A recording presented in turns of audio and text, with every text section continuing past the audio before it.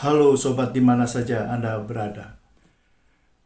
Para pemimpin Arab tahu betul bahwa sedang terjadi kampanye besar-besaran anti-Arab di Indonesia. Fitnah dan penghinaan ditebar secara terus-menerus ke segala penjuru negeri. Orang Arab bahkan digambarkan sebagai binatang dengan sebutan kadal gurun dan sangat membahayakan Indonesia.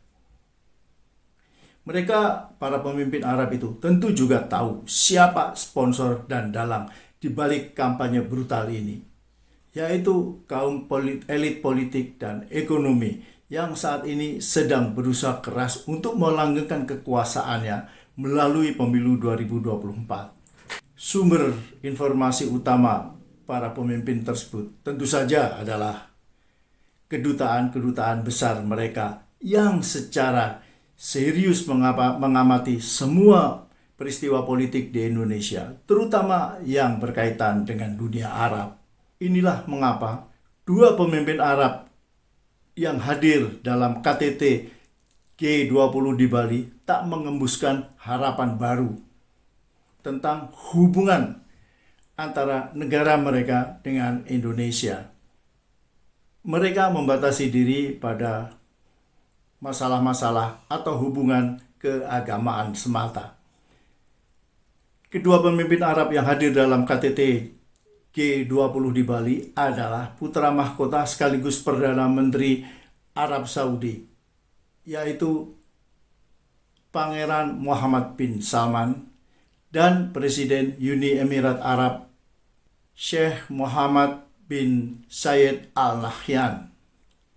Sebelum KTT dibuka pada tanggal 15 November 2022, Arab Saudi menjanjikan akan membiayai renovasi Jakarta Islamic Center yang hancur dilahap api beberapa waktu lalu. Sedangkan Al Nahyan memilih terbang ke Solo pada 14 November untuk meresmikan Masjid Raya Sheikh Zayed. Pembangunan masjid ini dibiayai sepenuhnya oleh pemerintah Uni Emirat Arab. Saya ulangi. Di Solo, dia bersantap malam dengan Presiden Jokowi. Dan dalam acara itu, Presiden Jokowi didampingi oleh Wali Kota Solo dan Medan. Keduanya berstatus anak dan menantu. Jadi mirip sekali dengan situasi di negara-negara monarki atau kerajaan. Hubungan Indonesia dengan Saudi dan Uni Emirat Arab sempat dihebohkan akan menghangat. Saya ulangi, menghangat. Tidak lagi dingin seperti sebelumnya. Optimisme tersebut berkembang setelah Raja Arab Saudi berkunjung ke Indonesia pada Maret 2017. Ini adalah kunjungan kenegaraan pertama selama 47 tahun terakhir. Dalam kunjungan tersebut, Raja Salman langsung menyetujui proyek senilai 6 miliar dolar Amerika Serikat untuk perluasan kilang minyak Cilacap. Selanjutnya, Saudi akan menggelontorkan lagi sekitar 19 miliar dolar untuk membiayai proyek-proyek migas bersama Pertamina. Namun pada Mei 2020, euforia atau optimisme tersebut terhenti. Dan hubungan Indonesia dengan Saudi kembali dingin seperti sebelumnya. Bahkan mungkin lebih dingin lagi. Penyebabnya adalah pembatalan proyek kilang Cilacap yang masuk dalam daftar proyek strategis nasional. Padahal sebuah perusahaan patungan telah dibentuk oleh Saudi Aramco dan Pertamina. Proyek strategis tersebut pun akhirnya mangkrak sampai sekarang. Karena Pertamina gagal mencari pengganti Arab Saudi. Hal ini mudah dipahami karena Saudi Aramco adalah perusahaan minyak terbesar di dunia dalam konteks penghasilan dan produksi. Maka perusahaan-perusahaan lain pasti berpikir dua kali untuk menggantikan Saudi Aramco. Yang mereka tentu berpikir bahwa apabila Saudi Aramco saja bisa disingkirkan, apalagi diri mereka sendiri yang lebih kecil. Hubungan Indonesia dengan Uni Emirat Arab juga pernah menghangat, pernah dihebohkan akan terjalin sebuah persahabatan yang sangat penting baik secara diplomatik maupun ekonomi. Ini karena pada tanggal 1 Juli 2022 ditandatangani sebuah MOU yang berjudul Comprehensive Economic Partnership Agreement atau CEPA Indonesia dengan Uni Emirat Arab. Penandatanganan ini dilakukan di Istana Al-Shati di Uni Emirat Arab dan disaksikan langsung oleh Al Nahyan yang ketika itu masih berstatus putra mahkota dan Presiden Jokowi. Menurut Menko Marinvest Luhut Panjaitan, Emirat Arab akan menggelontorkan uang sebesar 10 miliar dolar Amerika Serikat ke Indonesia Investment Authority atau INA, dan bahkan sebagian besar dana tersebut akan disalurkan untuk pembangunan IKN, Ibu Kota Negara Baru di Kalimantan Timur.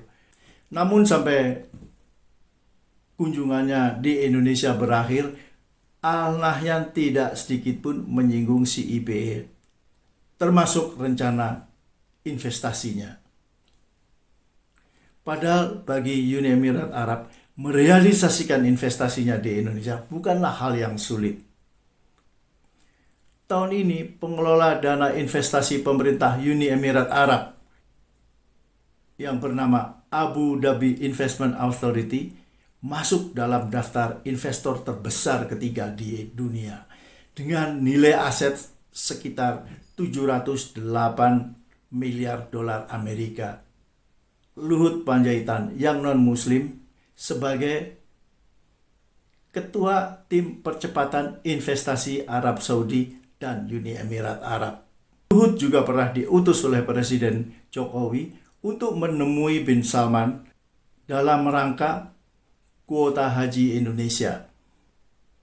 Maka tak mengherankan apabila kedua pemimpin Arab tersebut dan pemimpin Arab lainnya melihat penunjukan Luhut dalam posisi yang demikian penting adalah sebuah penegasan dari pemerintah Indonesia bahwa orang Islam meskipun merupakan mayoritas di Indonesia, secara ekonomi dan politik sekarang ini telah terpinggirkan. Sehingga untuk urusan bisnis dan agama dengan negara Arab dipercayakan kepada non-muslim. Mereka tentu saja juga heran karena Indonesia sampai hari ini adalah merupakan negara berpenduduk Islam terbesar di dunia. 85% dari 270 juta warganya adalah pemeluk Islam. Sebagai penutup, ingin saya utarakan bahwa hubungan Indonesia dengan negara-negara Arab, termasuk yang kaya minyak, akan terus menjauh selama kubu anti-Arab tetap pegang kendali di pemerintahan. Apalagi bila kampanye anti-Arab yang demikian keras dan brutal terus berlangsung. Entah sampai kapan hal tidak mengenakan ini akan terjadi. Mengingat kubu anti-Arab yang juga kerap dicurigai sebagai anti-Islam sangat kuat. Mereka memiliki dana yang berlimpah karena menguasai pusat-pusat kendali ekonomi, politik, dan media massa mainstream. Mereka juga sekarang ini lebih percaya diri menghadapi segala bentuk tekanan dari dunia Arab karena terbukti telah berhasil menyingkirkan Arab Saudi dengan Saudi Aramco-nya dari proyek strategis nasional. Oke sobat di mana saja berada, itulah episode kali ini dan kita masih akan jumpa lagi dalam episode-episode berikutnya.